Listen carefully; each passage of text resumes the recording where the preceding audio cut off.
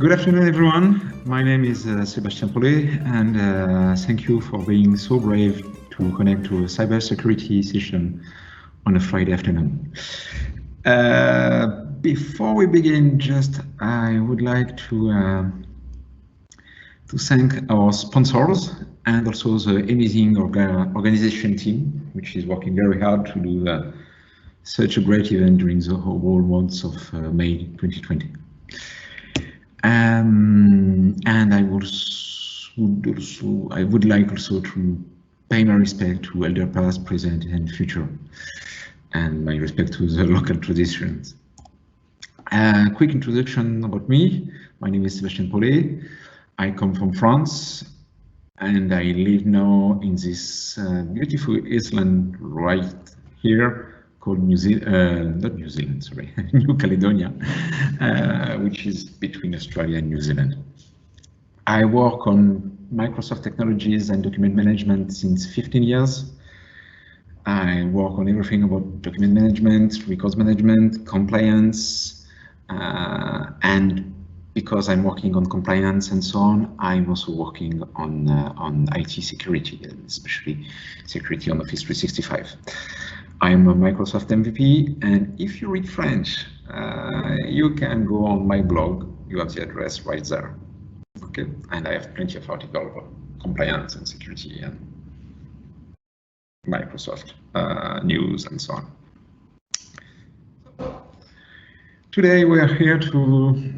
I would like here to give you an overview about everything you have to do to secure your Microsoft 365 tenant. Okay. So when we talk about Microsoft 365, in fact, many people don't have a clear view about what is Office 365, Microsoft 365. Everybody knows what Office 365 is. I mean, Exchange, SharePoint, Teams, and so on, all those products.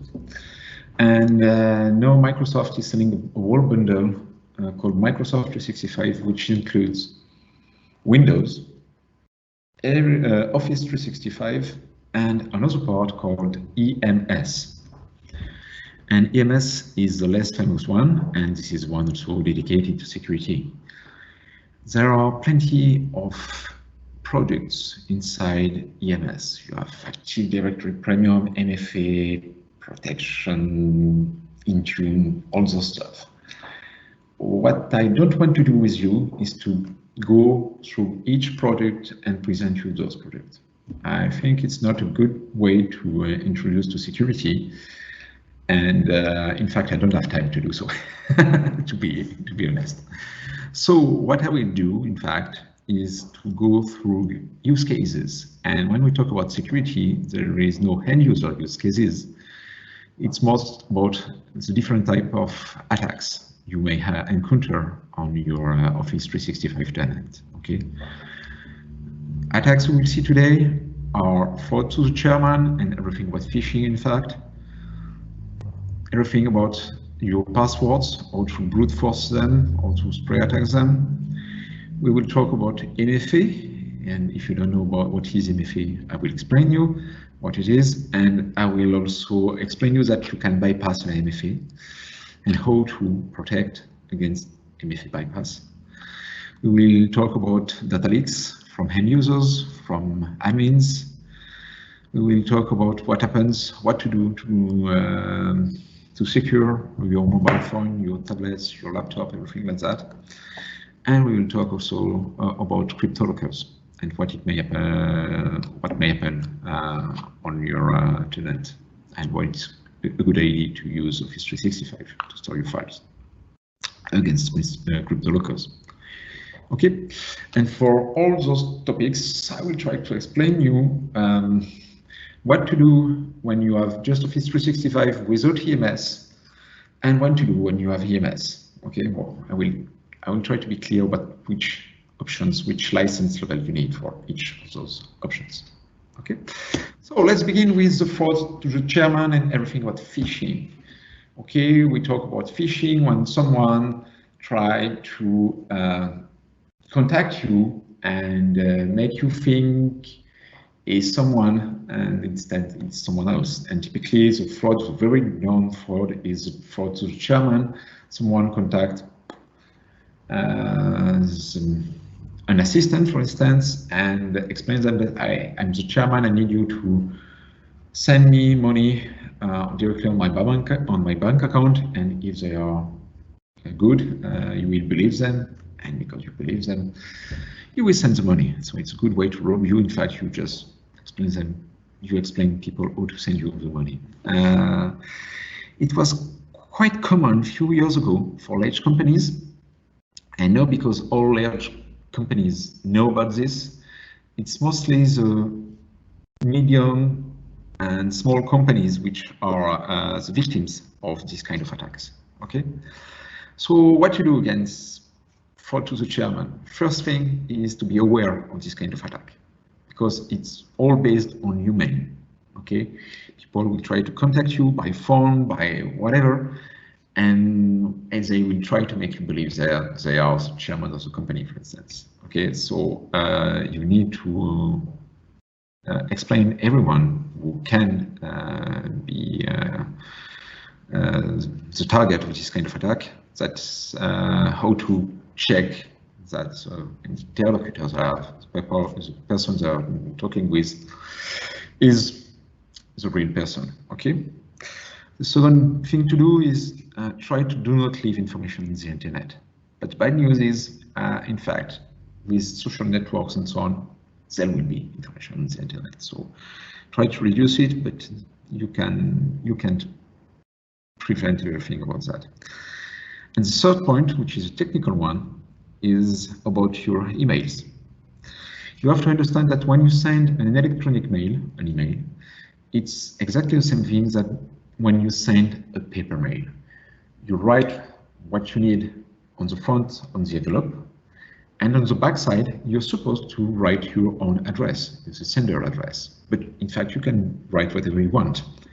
It is exactly the same thing by default with emails. Okay. I won't do a full course about that, but what you have to keep in mind is that to prevent someone to send an email instead of you, I mean, with your address, okay, even if I don't have your password, if you don't have the proper protection on your mailbox, I can spoof your email, and the proper term is email spoofing, okay, to send an email without being the real sender, okay. And there are three technologies to implement about that. The first one is called SPF, and good news is that by default, it's already implemented on Office 365, so you have absolutely nothing to do about that, already done. And you have also two other technologies, I mean, technical point to check. First one is called DKIM, DKIM, and DMARC. Those one is about generating certificates and so on. And in fact, if you have everything on the cloud, emails and so on, it takes just something like 2 hours to run the proper PowerShell script to implement DKIM and DMARC. Okay, so it's quite technical to do, but someone from your intra team or your IT partner will totally be able to do it. It takes very, I mean, something like 2 or 3 hours to do, no more than that. The only case it can be complex is if you have several domains, if you have a part of your exchange which is on-premise and a part online and so on, it can be complex. But if you're a tiny company or even a big company and everything is on the cloud, very easy to do. So implement first. So first thing to do, implement DKIM and DMARC, because by default it's not done. Okay, and if you have to implement SPF, DKIM, DMARC, doing so, you're quite secure about the fact that when you receive an email from someone from your own domain, it's really an email from someone from your own domain. And it also means that nobody will be able to spoof an email from your domain. Okay, so good about that. First, DKIM, DMARC. Second thing, in fact, every exchange online, you have something called Exchange Online Protection, EOP. It's included in all Office 365 licenses. Okay, if you are still using Exchange on-premise, you can buy EOP as a separate feature.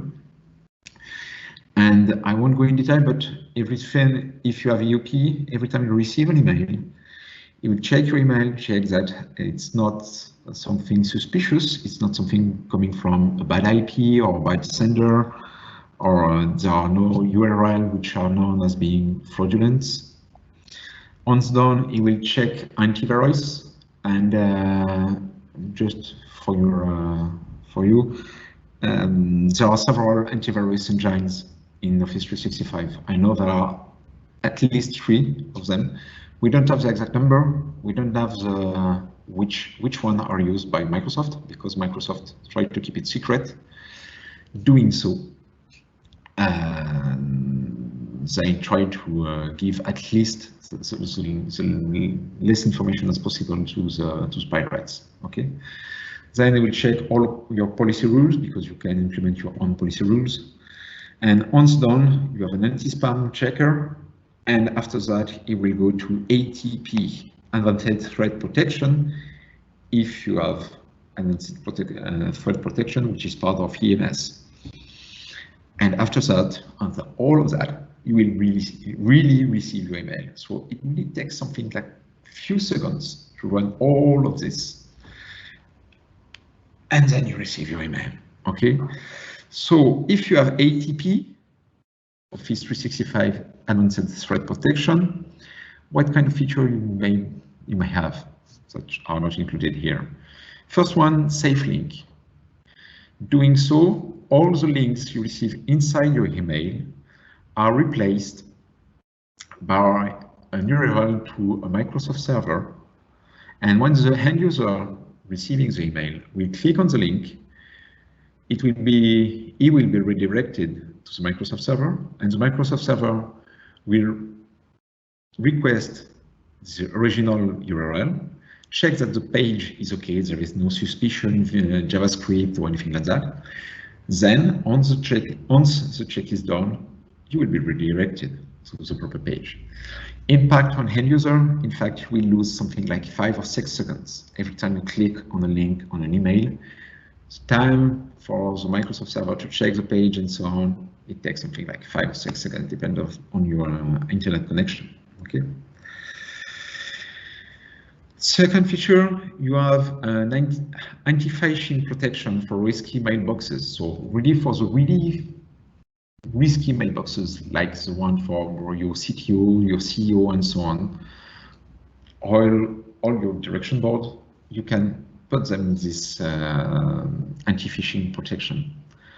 And because of that, you have several kinds of attacks that are prevented. If someone tries to replace your email, changing few characters inside the domain or the first part of your email, it will check all of that. But you have a limitation. This will concern only 60 mailboxes. Okay. And the third big point is attachment analysis. So all the attachments you will receive will be specifically checked with Office 365 ATP.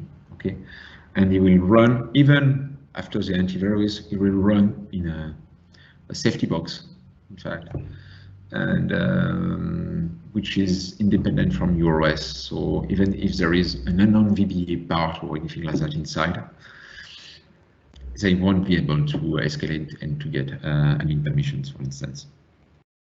Okay, so good for Office 365 ATP. So for the first protection you have to do to prevent phishing and everything what Chairman to the Chairman. After that, let's move to the next part. Brute force and everything about your password. Okay. Initially, you were thinking that passwords are good security, but now you have to understand that you are on the cloud. So it means that by default, anyone from anywhere, meaning someone from East Europe, from China, from Russia, wherever, can try to connect to your Office 365 account as long as they know your login. Okay, they can try, and if they know your password, of course, they can connect directly.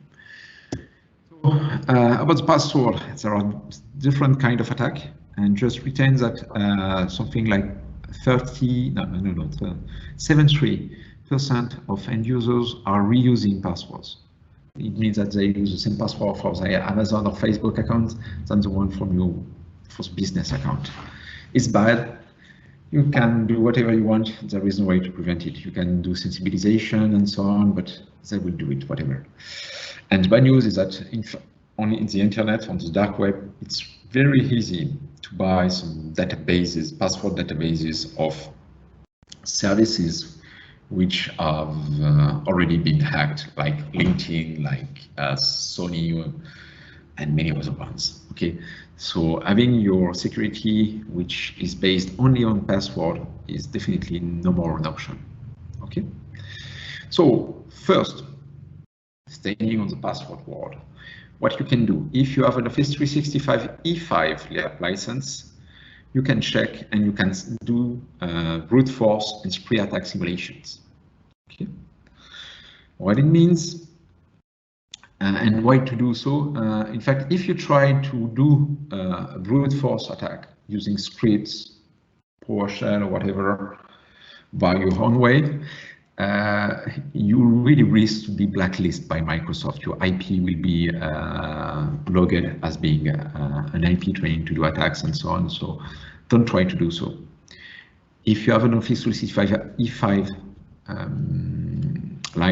license, you can run this directly from inside the admin portal, and you can run those tests against few accounts, most important ones, for instance, having E5 license. So you select the accounts you want to test, you select the list of passwords you want to try, you click on run, you wait, it depends, a few minutes or few hours, depending on the number of passwords, number of mailboxes, accounts you want to test. And after you will have the result, you will see exactly which accounts have been, have been broken using those the password you have filled. Okay. So first way, for instance, a good way to sensibilize your direction board on security and is to run this kind of attack against their account. And if you find few accounts which are using a very famous password, for instance, or the name of the company or date or anything like that, okay, you can communicate about that. Remaining on the password world, one thing to know, it's in preview currently, but if I'm a technical admin, I can, if I'm suspicious about the activities on the specific account, I can send those URLs to my end user. He will click on it, and the end user will see all the information about his last connections on Office 365 service. He will see when the connection has been done and what was the IP and what are the location data about those IP. So doing so, it will be able to see, for instance, okay, I was in Australia, but here I see a connection in China, not normal. So by myself, I'm able to say, okay, if there is something suspicious about my my account, so maybe I have been hacked. Okay, so do not hesitate to communicate about that to your end users. It will soon be directly available for every end user directly from the user menu on the top right corner. But once again, it's only about password and so on, and in fact, password is not sufficient. So if you have only one thing to do about security on your Office 365 tenant, even if you have no EMS, nothing like that, you only have Office 365 implement MFA, multi-factor authentication. What does it mean? It means that I will try to log in, I will type my login, I will type my password, and after that, he will try to check that I'm really who I am, and he will do that with not something I know, but with something I have, like my mobile phone. Okay, so what will happen, and in fact you can select the behavior as an admin, you can directly do a call to your end user. So I type my password and then I receive a call, I answer the call, I type on the dash button, and then I will be authenticated. And doing so, I have the proof that, okay, you are who you're supposed to have, to be, sorry, because you know your password and you also have your mobile phone. Okay, you can also receive a text message on your mobile phone, or you can also use an app. So you need to have a smartphone for that. There is an app, a free app called AUTHENTICATOR, and this app will allow you to have a code generated every 2 minutes. There is renew of the code that you will have to enter, for instance. Okay, or you can just have a notification on your mobile phone and you just click on approve button and then you will be authenticated. Okay, so if you don't have anything else, if you just have Office 365 license and whatever your Office 365 license is, you can do MFA. You just need to enable it by user. Okay, so you go on the global admin, you go on the end user section, you click on the account, and you have on the bottom right corner, manage MFA link, and you click on it, and you're able to set it up. Okay. First thing to do, and doing so, because you do so, you will be able to prevent something like 95% of the attacks. Okay, MFA is really the most powerful thing you can do for security. And in between parentheses, I prefer to have end users who renew their password once a year with an MFA. That's better than end users that have to renew their password every 3 months. Because it will be painful for your end users, and in fact, it's not really, there is no big security increase doing so. I prefer to have MFA. MFA will really increase the level of security for all your accounts. Okay, so at least you do it for your admin's account, but do it for all accounts. In fact, it's better. If you have something like EMS, I will talk after about that, you can do conditional access. Okay, but because you have implemented MFA doesn't mean that you are really secure. In fact, you have to understand that there are plenty of what we call legacy protocols. Those old protocols you don't think about, like POP3, IMAP, SMTP, which are still enabled by default on your Office 365 tenant, and those protocols don't use MFA. Okay, so what you have to do is to disable it. There are many ways to do it. You can do it directly from the Exchange Online admin portal, or you can do it using PowerShell. Okay, but it will be, in fact, it will be disabled in a few months by default. But right now, it's still enabled. So the good practice is, if you don't need it, if everybody is using Outlook, you can disable it. So go and disable it. Do test before you disable it for everybody. Okay, do test, but test it, and if it's okay, you can disable it. Okay. That my last advice about email and protecting against password and so on. You have to understand that whatever you do, there is no 100% secure policy. Okay, so you have to say to things that you may be hacked. Okay, one of your account may be hacked, and what the pirate will do, the first thing they will do when they enter on any end user account is to try to set up an automatic forwarding rule. Okay, it's really easy to do. The end user won't see it after, and doing so, they will still receive the emails even after they have hacked the account. And so, doing so, it will continue directly to drop in their email box. So the advice is to disable everything about automatic forward. It's not really, it shouldn't be useful for your end users. You shouldn't use automatic forward. By default, it's enabled.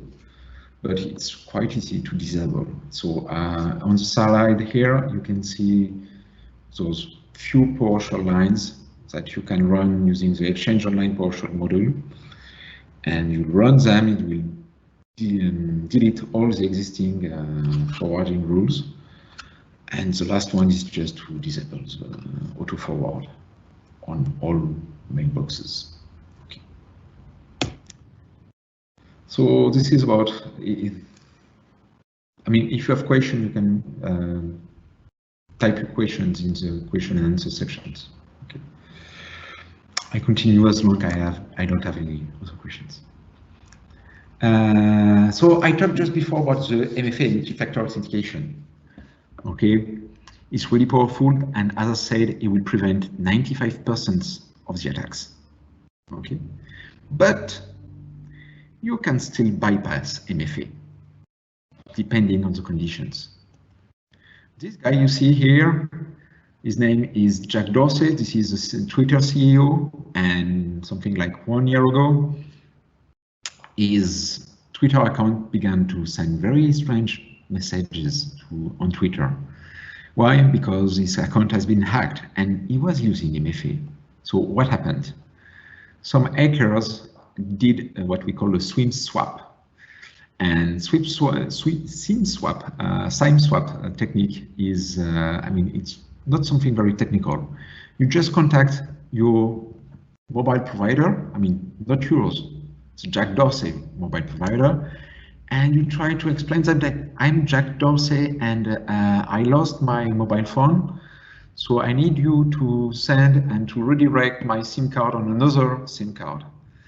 And normally they shouldn't do so, but depending on who you are talking with on the support, sometimes it works.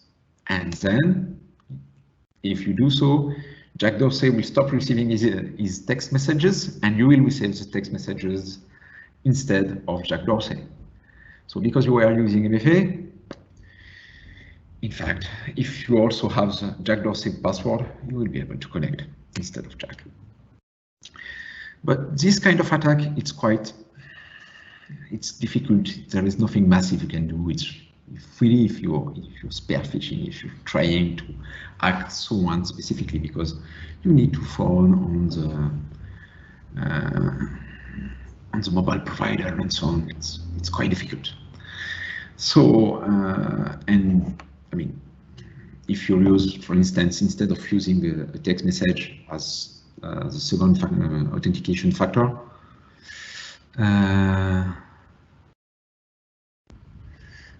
okay, David is asking a question. I will answer after. Okay, David. So about MFA, for your answer, David is asking right now, in fact, what license is required for each of these? Office 365, Azure IDP, and so on and so on.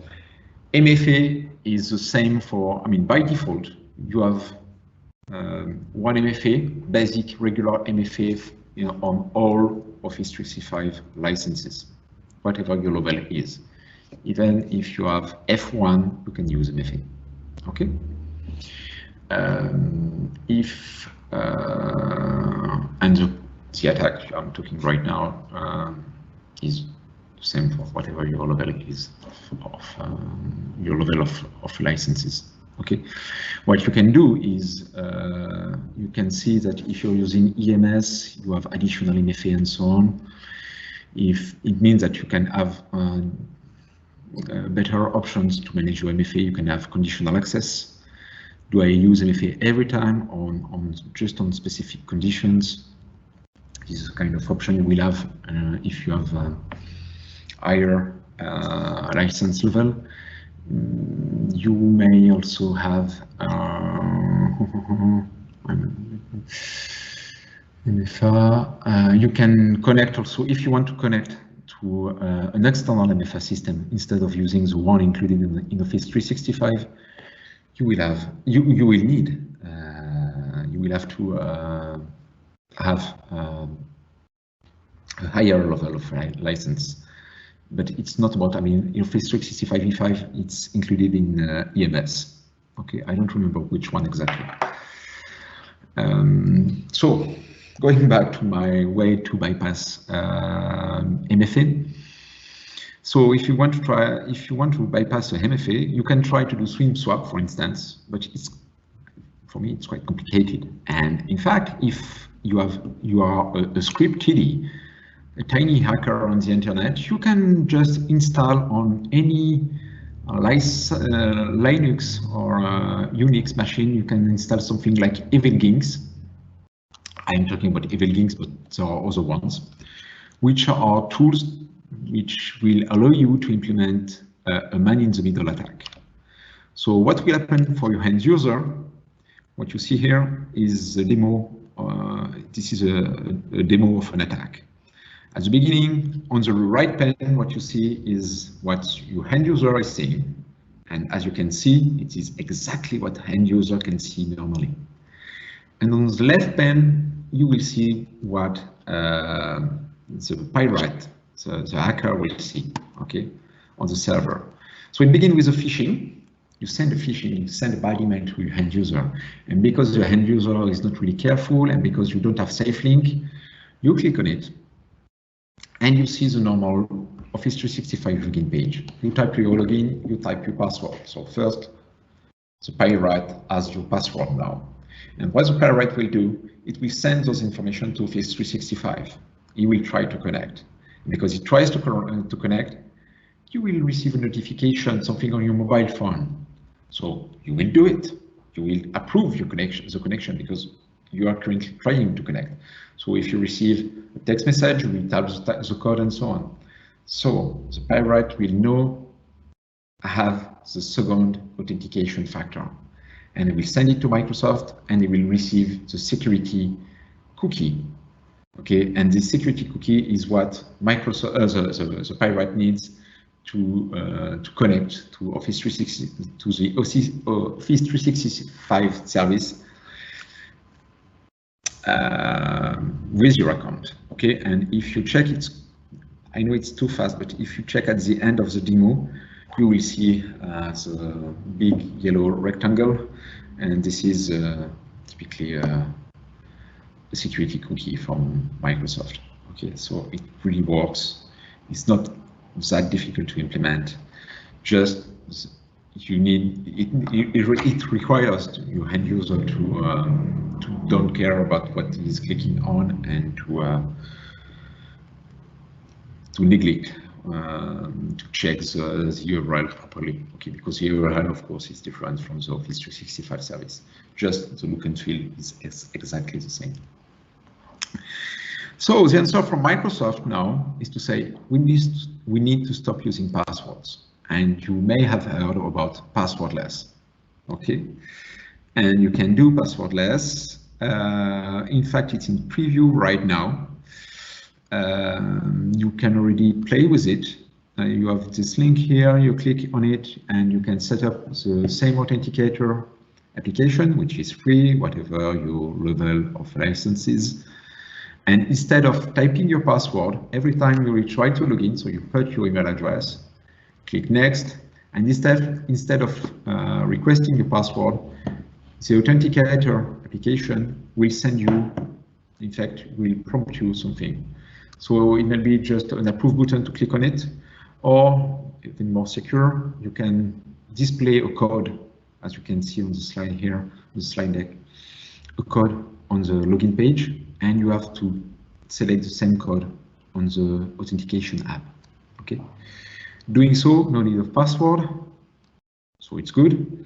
It's better than having password, but it's not.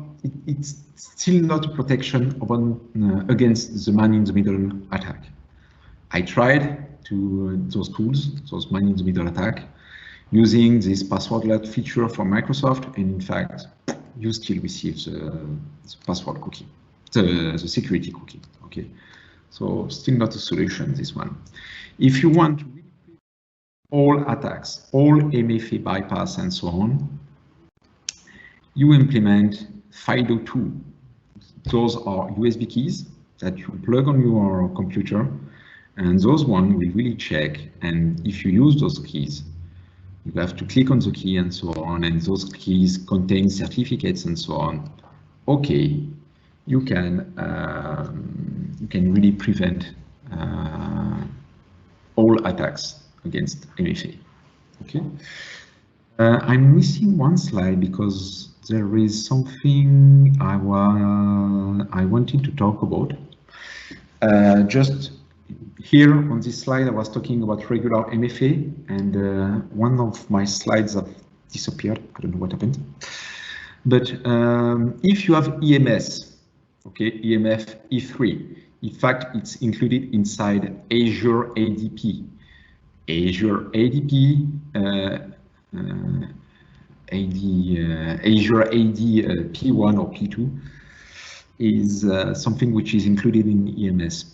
Okay, if you have EMS E3, you will have Azure AD P1, and if you have EMS E5, you will have Azure AD P2. Okay, but included in Azure AD P1, and it's something you can buy, not included in EMS. In fact, you can just buy Azure AD P1.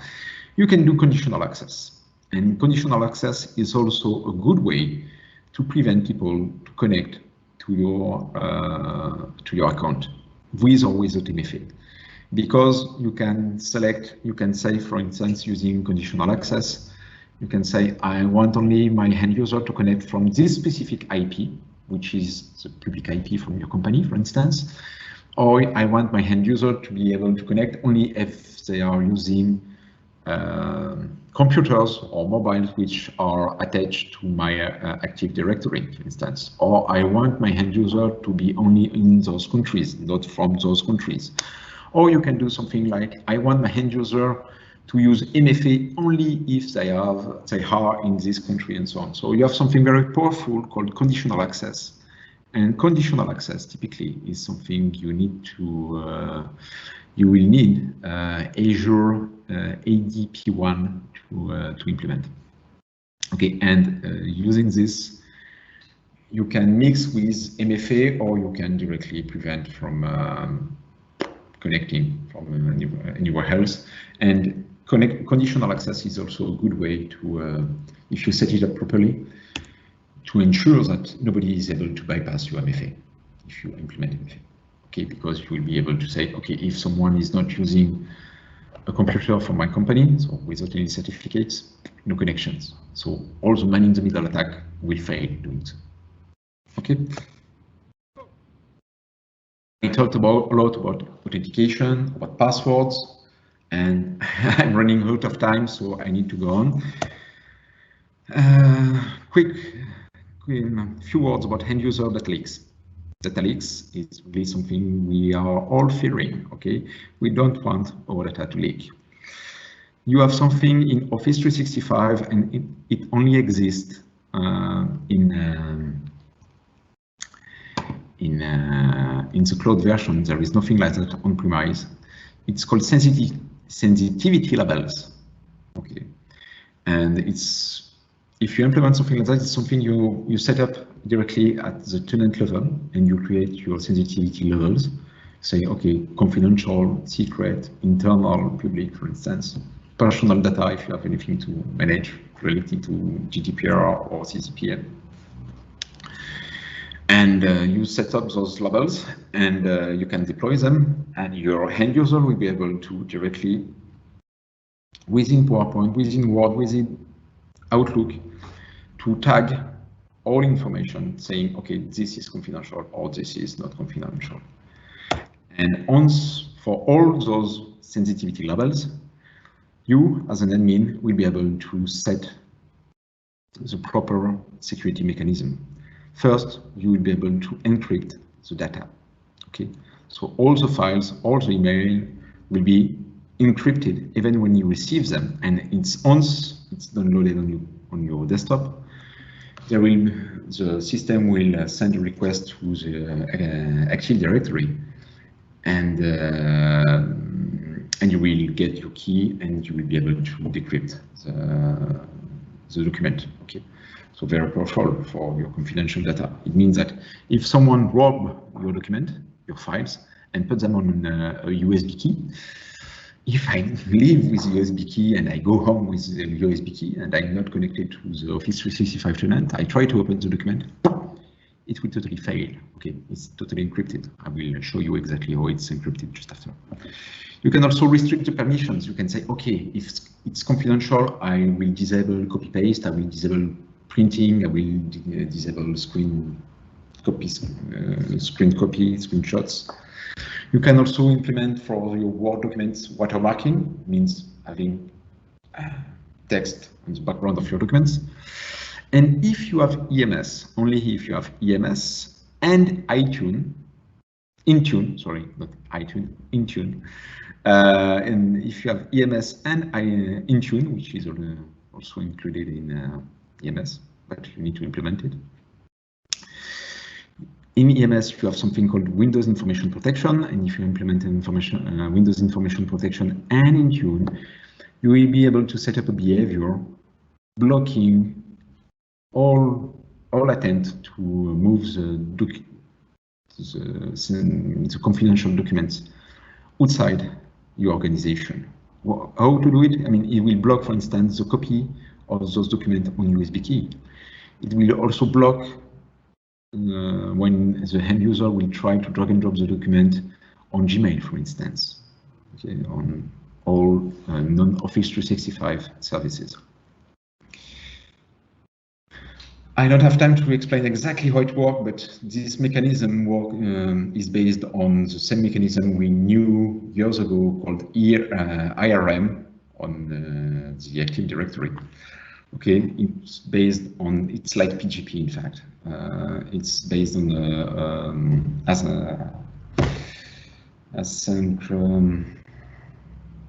asymmetrical system with public key and private keys. And those public and private keys are directly managed on the Azure AD level. Okay, so it's totally transparent for the end user. Just, I mean, be careful because because of that, I mean, all the documents are encrypted, and when you try to open a document, you will have a little lag, like 5 seconds time to receive the key and to decrypt the document. So it has an impact on the end user experience when you encrypt documents. So you don't do it for all your documents. You just do it for the confidential documents, so real confidential documents. And if you want to prevent shadow IT, because it's, I mean, shadow IT is the first source of data leaks, you can have, using EMS E5, you have something called Cloud App Security that you can plug directly to your firewall, which will analyze all the data from the logs of your firewall, and we'll be able to detect everything from shadow IT or strange behavior from your end user trying to connect from one country and another one in 5 minutes, everything like that. And it's called Cloud App Security. It's a CASB, in fact, tool, and it's included in EMS E5. And leak, in fact, the best way to prevent against admin data leak is to give at least permissions, the least permission as possible. And this is a principle of least privileges. And it's something really well known in IT, and how to do it in Office 365, there are several roles in fact. So instead of giving all your admins the global admin role, you just give them, for instance, okay, you will be the SharePoint global admin or just the Exchange global admin. So you try to give only the fewer permissions as possible, so least permissions. My recommendation was that you will be able to read them after, but never give a global admin account. It's always nominal admin accounts. You don't need to give them license. They don't need an Office 365. You can have Office 365 account without license. It's good with that. So for pure admin work, just create as many accounts as you want. It's free, and those accounts just do nominal accounts for your admins. And you shouldn't have more than 2, maximum 4 global admin accounts in a company. Keep 1 or 2 icebreaker accounts. It means accounts without MFA, but with a very long password, and you print the password and you put the password sheet in the deepest safe of your company.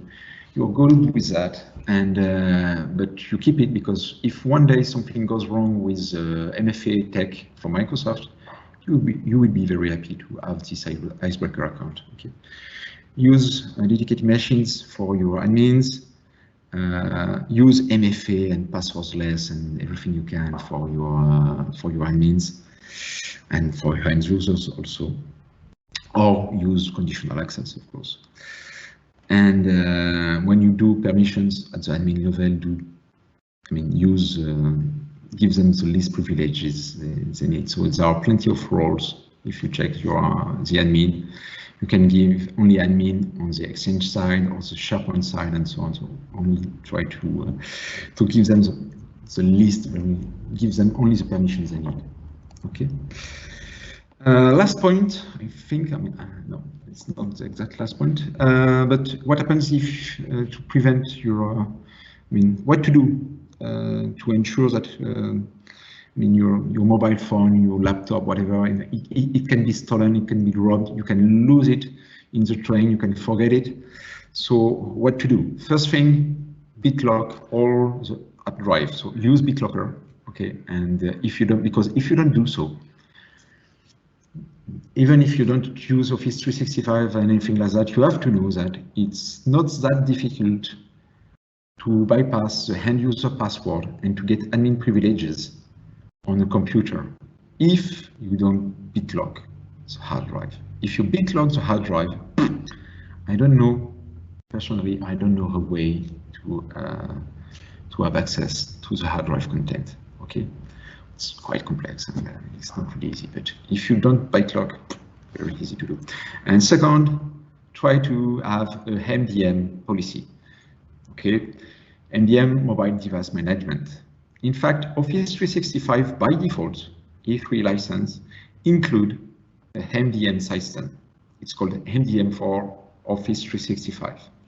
It's included in Office 365. It's good for iOS, Android, and Windows mobiles and Windows devices, because there is no more Windows mobiles. It's good. You will be able to ensure security policy. You will be able to do remote wipe, so I will be able to delete all the content remotely as soon as the pirate or the robber connect again to the internet.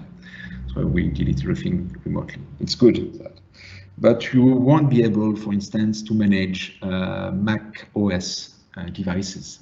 So if you want to manage Mac OS, if you want to do mobile application management, if you want to be able to manage exactly which app are deployed on the mobile, you need to use Microsoft INTUNE. And Microsoft INTUNE is something you can buy separately, and it's also something which is included in EMS. Okay, EMF E3. Big curve about that, but doing so, you will be able, for instance, as I said, to delete remotely any device. Okay, or to check to do an antivirus check or whatever. Last point, CryptoLocker and ransomware. So first, against CryptoLocker and ransomware, the first security is called Active Directory. It's not related to Office 365. To prevent, to be secure the day you will have an attack like a ransomware or something like that, you need to have a strong and safe Azure directory. So do a security audit on your Active Directory. This is the best thing you can do, and set it up properly with good permissions and so on. That's a proper level. Okay, first thing to do against ransomware. Second thing you can do, in fact, for all the documents which are, for instance, on your end user desktop and so on, set up OneDrive. Why? Because all the data will be backed directly on the cloud, so you're good with that. And okay, so you can set up directly using Windows 10. You can directly set up the fact that all the content inside your desktop, inside your picture folder, inside your My Document folder are directly synced with OneDrive. Okay, and because you are using OneDrive, you will have document history, and no It can be a OneDrive document, or it can be stored in SharePoint, in a SharePoint document library. You're able to restore directly the whole library, the whole folder on the previous version on a few days ago. You have something like 15 days of backup history directly available. And the end user can do it directly. No need of admin action for that. Okay. And once again, if you have INTUNE, which is included in EMS, you can directly block the machines which are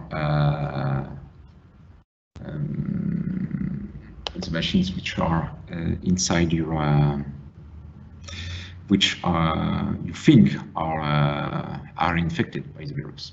Okay. So once we have talked about all those attacks, and the last thing I want to show you is what to do if you are a really tiny company and you don't have time to do everything I presented today. I'm just a tiny company. I just bought an Office 365 tenant. I don't have my own AD. I don't have anything on premise. I just want to secure everything on the cloud. And I don't have an IT guy. Okay. So in fact, there is something you can do for that. I have no time. I have no money. You can go in your global admin tenant. And you go on Azure Active Directory. And in Azure Active Directory, you select your tenant, you go on Properties, and at the bottom of the screen, you would see Manage Access to Azure Resources. And you can doing so, yes, you can. And at the bottom, yes, you have Manage Security Settings by default. And if you click on it, you will have this pane here. And by default, it's disabled, and you can enable the good security settings by default. Okay, it will, if you click on it, it will enable MFA for all your admin's account, all your end user accounts, whatever your license is. Okay, it will deactivate all the legacy protocols. It will set up MFA for all actions with privilege. And in fact, those settings are the settings that Microsoft will plan. And in fact, those are the settings that Microsoft plans to use within 5 years. Okay, so if I don't have money, I only have a tiny tenant, just set it up. If I'm a big company or middle company and I already have an Active Directory, I have a part on-premise and so on, I have legacy applications and so on, don't do it. Why? Because it will probably break few things in your tenant regarding the legacy stuff. Okay, so don't do it for that. But if you're a tiny company and you just have 5 minutes, do it. It works. Okay, and don't need more. Okay, so good with that. I hope I was clear, and I'm really sorry for my poor English.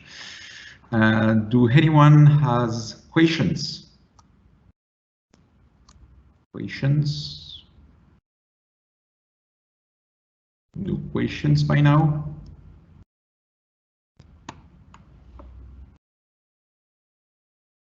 Okay. Waiting for the question to land.